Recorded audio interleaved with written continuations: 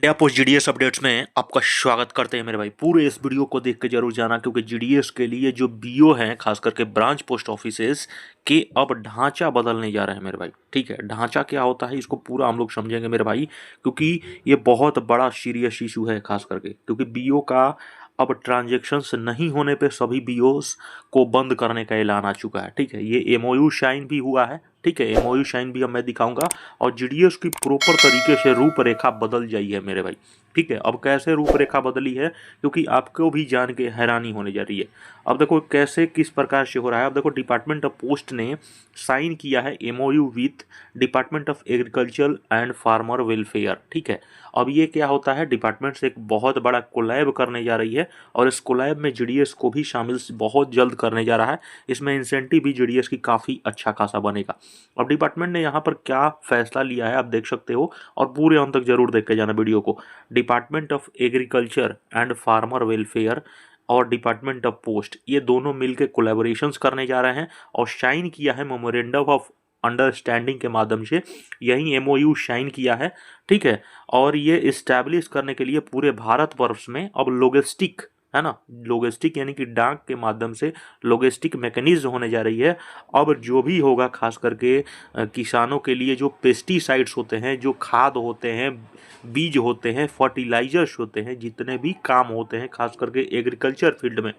ठीक है, agriculture fields में सारा काम अब डिपार्टमेंट ऑफ पोस्ट के स्टाफ करने जा रहे हैं मेरे भाई। यहाँ पर इंसेंटिव भी उनकी टॉप लेवल पे होने जा रही है, ये भी हम आपको दिखाएंगे। अब देखो, ये पेस्टिसाइड्स हो गए, सीड्स हो गए, फर्टिलाइजर्स हो गए, ये सैंपल्स हैं, इसको डिजाइनेटेड लेबोरेटरीज और अक्रॉस द कंट्रीज, इनको प्रॉपर तरीके से लॉजिस्टिक फ्रेम्स में, जैसे आप देखे होंगे, जैसे स्टूडेंट्स को लेके लॉजिस्टिक फ्रेम्स में किया गया। 24 hour speeds and 48 speed post आया। फिर उसके बाद डिपार्टमेंट ने यहाँ पर देख सकते हो प्रॉपर तरीके से एग्रीकल्चर डिपार्टमेंट के साथ वेलफेयर डिपार्टमेंट किया, मतलब आगे टॉप लेवल पे बढ़ रही है डिपार्टमेंट। यहाँ पर देख सकते हो एमओयू साइन हो चुका है, यानी कि किसानों के लिए बहुत बड़ी खुशखबरी है, और खास करके जीडीएस के लिए भी साथ में मेरे भाई।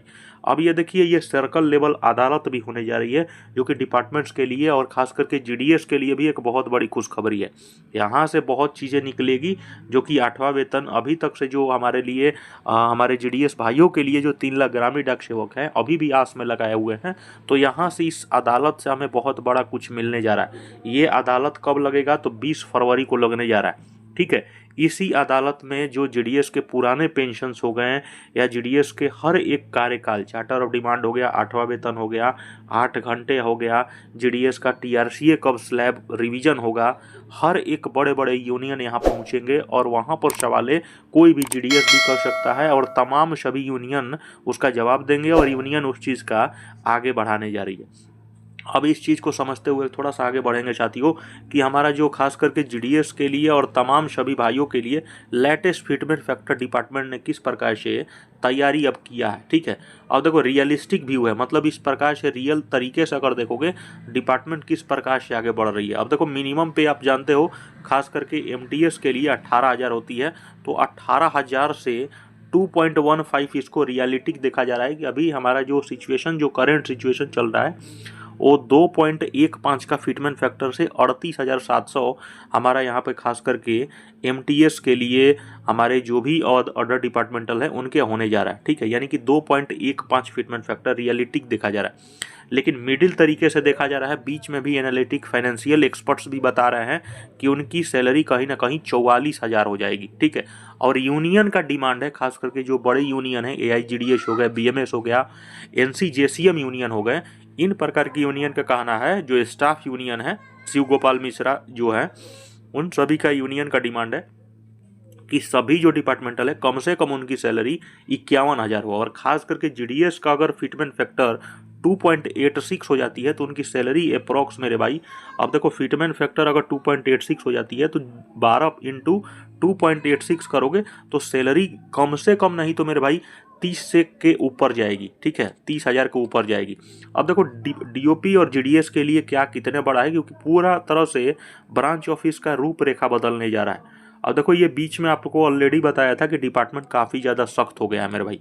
ठीक है, सख्त इन द सेंस मतलब कि डिपार्टमेंट्स काफ़ी ज़्यादा अलग अलग जो सर्कल्स के जो सीपीएमजी हो गए या पीएमजी हो गए, ठीक है। पीएमजी एंड सीपीएमजी जो भी हैं मेरे भाई पूरा प्रॉपर तरीके से सख्त हो गए हैं। अब सख्त मतलब अब देखो, नो ट्रांजेक्शन्स अगर किसी भी मंथ में किसी कोई बीओ है, अगर वो ट्रांजेक्शन्स बिल्कुल ना करता है, 1 रुपया नहीं करता है, उस बीओ को कहीं ना कहीं से मेरे भाई मर्ज करने की तैयारी यहाँ पर डिपार्टमेंट ने कर दिया है। इसीलिए मैंने बताया आपको शुरू में ही कि बीओ का रूपरेखा 100% बदल देगा विभाग मेरे भाई, क्योंकि तैयारी उसी की चल रही है। इसीलिए आप लोग देखे होंगे अमूमन टारगेट्स लगातार आए थे, जो बीच में दिसंबर में काफ़ी ज़्यादा टारगेट्स आए हैं, अभी भी लगातार पीएलआई, आरपीएलआई और अदर्स ट्रांजेक्शन्स को लेके आते हैं।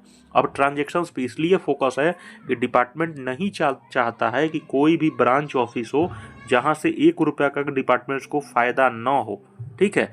अब आप देख सकते हो कि नॉर्थ ईस्ट इलाके में भी जहाँ पे टारगेट्स 2 सालों में 1 रुपया का नहीं आया था टारगेट्स, और टारगेट आया था मतलब बहुत कम आया था पिछले 2 सालों के अंतर्गत, लेकिन ये 1 महीना के अंतर्गत इतना ज़्यादा टारगेट्स आया था, उसको 2 सालों के बराबर कवर करा लिया है डिपार्टमेंट ने। यानी कि मेरे भाई आप समझ सकते हो, बीओ पे सबसे ज़्यादा फोकस है कि ट्रांजेक्शन्स करने ही करने हैं।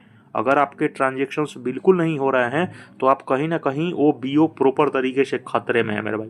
अब खतरा मतलब कि उसको मर्ज कर देगा। अब अगल बगल में कोई भी अगर बीओ होगा पास में, तो उसी बीओ को, उस दोनों बीओ को साथ में ला देगा और मर्ज कर देगा। ठीक है। और ये जो स्टाफ होंगे इनकी नौकरी जाएगी नहीं, उसी में काम करेंगे और उनको बहुत कम पैसों पे रखा जाएगा।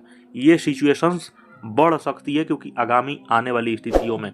अब देखो डिपार्टमेंट ने अलग से रेशनलाइजेशंस के लिए और प्रॉपर तरीके से प्राइवेटाइजेशंस के लिए, मर्ज के लिए तैयारी कर दिया है। शुरू से ही कहा था मैं आप लोगों को कि अगर जो ऐसे लोग हैं, ऐसे बीओ हैं जो विभाग प्रॉपर तरीके से कह दी है कि ऐसे बीओ जो भी हैं जो ट्रांजेक्शन्स नहीं कर रहे हैं, तो प्रॉपर तरीके से ख़त्म करने की तैयारी है विभाग की। ठीक है। अब ये देखो बीच में मैंने ऑलरेडी आप लोग को बताया था कि डिपार्टमेंट्स लगातार, ये जो पटना जीपीओ है, ये मेरे भाई आप समझ सकते हो कि चयन प्रक्रिया ये क्या है, प्राइवेटाइजेशंस की तरफ इशारा कर रहा है, प्राइवेटाइजेशंस की तरफ इशारा कर रहा है। अब देखो इस प्रकार से ये प्राइवेट टाइप के जो एजेंट्स होते हैं, खास करके प्राइवेट एजेंट्स होते हैं, आरपीएलआई के लिए, पीएलआई के लिए, इन लोगों का रिक्रूटमेंट्स निकाले हैं डिपार्टमेंट ने। देख सकते हो ये प्रॉपर तरीके से पटना जीपीओ से निकला है मेरे भाई, पटना जीपीओ से उप डाकपाल, देख सकते हो। ठीक है। तो ये मेरे भाई पूरा डिपार्टमेंट्स तैयारी किया है, और ये जितने भी रूपरेखा हैं अगले, आप देखोगे अगले 1 साल के अंदर रूपरेखा बदल जाएगा। ठीक है। इस प्रकार से रूपरेखा बदलेगी क्योंकि डिपार्टमेंट अब देखो प्रॉपर तरीके से अब आईडीसी आ जाएगा। ठीक है। आईडीसी आने के बाद आप देखो बीओ बहुत सारे रेशनलाइजेशंस हो रहे हैं। ठीक है। और ख़ास करके एबीपीएम हो गए, डाक सेवक हो गए।